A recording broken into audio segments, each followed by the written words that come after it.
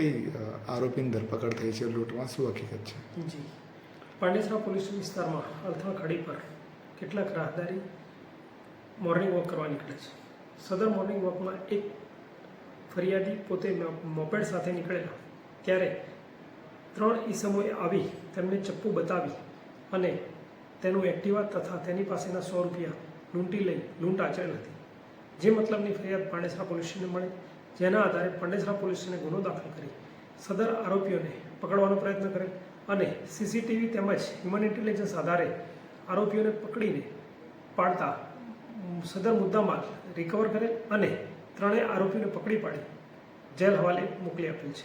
સદર ગુનાનું investigation Pandesara second PIM હુદરનાઓ કરી રહેલ છે અને આરોપીઓ પાસેથી સંપૂર્ણ મુદ્દામાલ તેમજ રોકડ રકમ કેશ લેવામાં આવી છે અને મુદ્દામાલ કબજે કરવામાં આવેલ છે.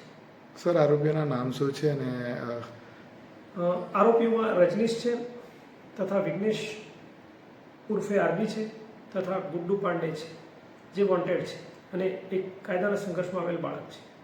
સર, આ રીતના લૂંટની ઘટનાને અંજામ આપવાનું કારણ શું રહેતું હતું? મોજ શોખ કે વ્યક્તિગત રીતે પ્રાથમિક જોતા મોજ શોખના માટે તેઓ લૂંટ કરતા હોવાનું જણાય આવે છે.